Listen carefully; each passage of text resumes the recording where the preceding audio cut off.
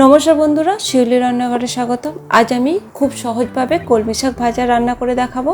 এটা গরম ভাতের সাথে খেতে খুবই ভালো লাগে। একবার এভাবে বানিয়ে দেখতে পারেন। এটা বানানোর জন্য কি কি লাগছে আর কিভাবে বানাচ্ছি আপনারা স্কিপ না করে দেখতে থাকুন।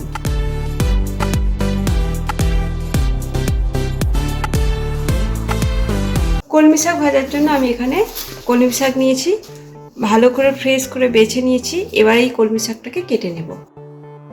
এবার আমি শাকগুলোকে কেটে নেব। প্রথমে শাকের এই অংশগুলো বাদ দিয়ে দেব। এবার আমি শাকটা ছোট ছোট করে একদম কুচিয়ে নেব। আপনারা চাইলে বটি দিয়েও কুচিয়ে নিতে পারেন।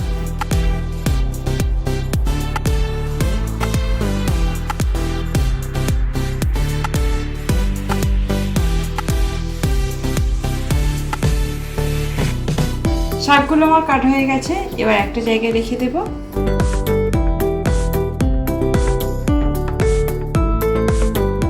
বাকি শাকগুলো কেটে নেব।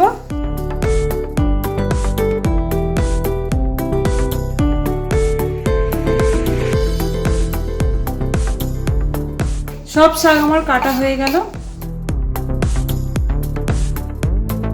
শাক ভাজার জন্য লাগবে পেঁয়াজ। আমি দুটো মাঝারি সাইজের পেঁয়াজ কুচিয়ে নিয়েছি। কয়েকটা রসুনের কোয়া নিয়েছি। এবার এইগুলোকে একদম জিরে জিরে করে কেটে নেব।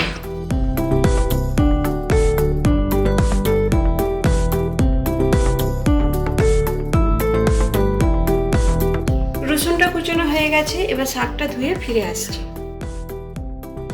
শাকটা ভালো করে ধুয়ে নিয়েছি, সবকিছু আমি রেডি করে নিয়েছি। এবার আমি রান্নাটা শুরু করে দেব। শাকটা ভাজার জন্য কড়াতে সরষের তেল দেব। আপনারা চাইলে সাদা তেলও করতে পারেন। শুকনো লঙ্কা দেব। এটাকে কয়েক সেকেন্ড ভেজে নেব।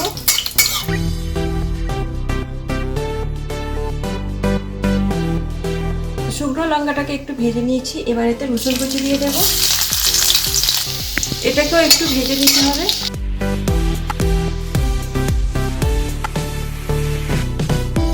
রসুনটাকে একটু ভেজে নিয়েছি। এবার এতে পেঁয়াজ কুচি দিয়ে দেব।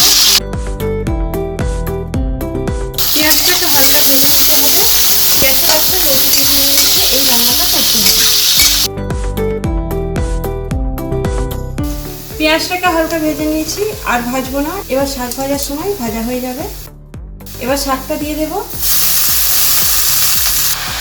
আজ কমিয়ে এবার শাকটা ভেজে নেব।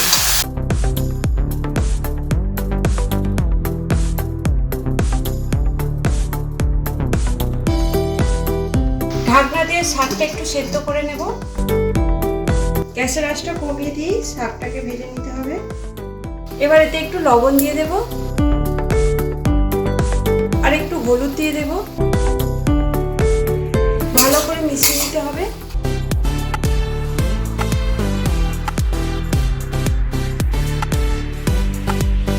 এবার এটা ঢাকনা দিয়ে কিছুক্ষণ সেদ্ধ করে নেব। 5 মিনিট পরে ফিরে এলাম।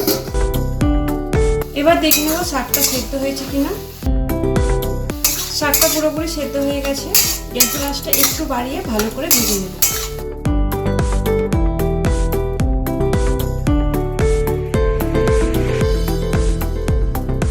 শাকে আরো একটু সরষের তেল দিয়ে দেব।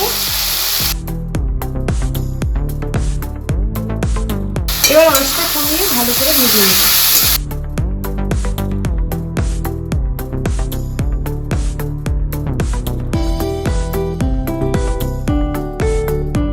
আরো একটু ভেজে নেব, একটু ভাজতে বাকি আছে। শাকটা আমার ভাজা হয়ে গেছে, দেখুন। এবার নামিয়ে নেব। কলমি শাক ভাজা বানানো কতটা সোজা সেটাই আজ আমি আপনাদের বানিয়ে দেখালাম। আপনারাও একবার এভাবে বানিয়ে দেখতে পারেন। খেতে খুবই ভালো হয়েছিল, আর গরম ভাতের সাথে খেতে খুবই ভালো লাগছিল। এই রেসিপিটা আপনাদের কেমন লাগলো কমেন্ট করে অবশ্যই জানাবেন, আর লাইক শেয়ার করতে ভুলবেন না।